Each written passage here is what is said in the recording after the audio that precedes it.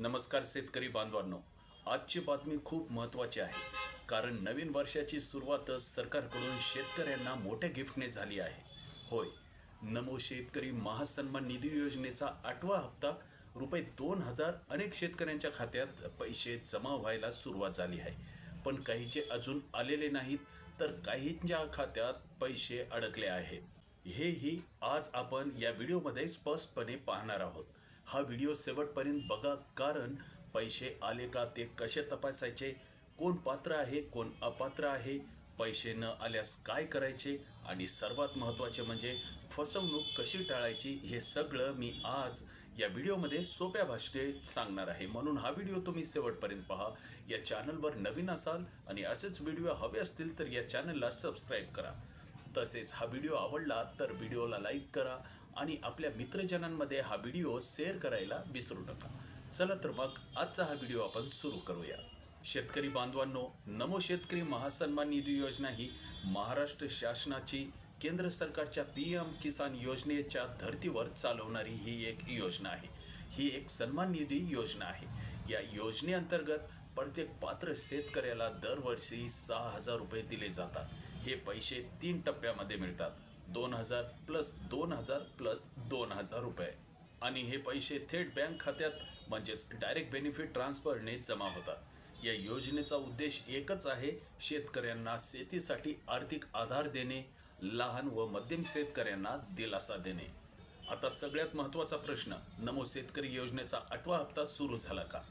उत्तर आहे होय, सुरू झाला आहे. पण सगळ्याच्या खात्यात एकाच दिवशी नाही. सध्या काय होत आहे, पैसे टप्प्याटप्प्याने DBT द्वारे जमा होत आहेत. काही बँकांमध्ये आधी जमा होत आहेत, तर काही बँकांमध्ये 2-3 दिवस उशिरा जमा होत आहेत. त्यामुळे तुमच्या खात्यात आज पैसे आले नसतील तर घाबरू नका. पुढील काही दिवसात येण्याची पूर्ण शक्यता आहे. आता खूप महत्त्वाचा भाग, तुम्हाला 2000 मिळण्यासाठी या अटी पूर्ण असणे आवश्यक आहे.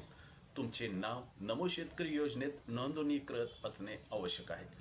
तुमचा अर्ज अप्रूव्ड असणे आवश्यक आहे. तुमचे बँक खाते आधारशी लिंक असणे पण आवश्यक आहे. DBT किंवा NPCI मॅपिंग ॲक्टिवेट असणे गरजेचे आहे. eKYC पूर्ण असणे सुद्धा गरजेचे आहे.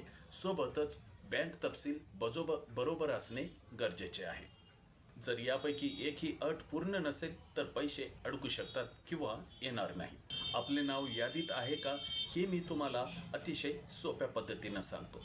काही स्टेप्स आहेत, ते लक्ष देऊन ऐका. स्टेप नंबर 1, योजनेच्या अधिकृत पोर्टलवर जा. स्टेप नंबर 2, बेनिफिशरी लिस्ट किंवा ॲप्लिकेशन स्टेटस हा ऑप्शन निवडा.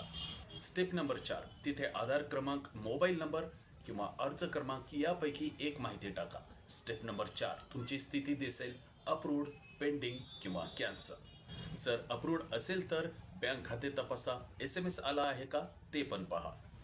जर पैसे तुमच्या खात्यात आले नसतील तर घाबरू नका. एक एक करून हे तपासा. नंबर 1, बँक खाते आधारशी लिंक आहे का ते तपासा.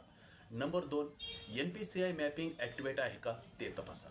नंबर 3, अर्ज स्थिती पेंडिंग तर नाही ना, हे तपासा. आणि नंबर 4, eKYC कंप्लीट आहे का हे तपासा. सोबतच जवळच्या CSA केंद्रात जा. कृषी विभाग किंवा तहसील कार्यालयात जाऊन चौकशी करा. बँकेत जाऊन पण DBT ॲक्टिव्ह आहे का हे तपासणे गरजेचे आहे. शेतकरी बांधवांनो, आजकाल फसवणूक खूप वाढली आहे. कोणी फोन करून OTP मागितला, ATM पिन मागितला, तर पैसे येण्यासाठी चार्ज मागितला, तर समजून घ्या 100% हा फ्रॉड कॉल आहे. कारण सरकार कधी फोन करत नाही, कधी OTP मागत नाही, तर कधी पैसे पण मागत नाही. जर तुम्हाला हा व्हिडिओ उपयुक्त वाटला असेल तर व्हिडिओला लाईक करा. तुमच्या शेतकरी मित्रांना हा व्हिडिओ नक्कीच शेअर करा आणि अशा सरकारी योजनेच्या अपडेटसाठी आमच्या या चॅनलला सबस्क्राईब करा. काही प्रश्न असतील तर कमेंटमध्ये नक्की विचारा. मी प्रत्येक प्रश्नाला उत्तर देण्याचा प्रयत्न करतो. लवकरच भेटूया एका नवीन व्हिडिओमध्ये. तोपर्यंत मी तुमचा निरोप घेतोय. धन्यवाद.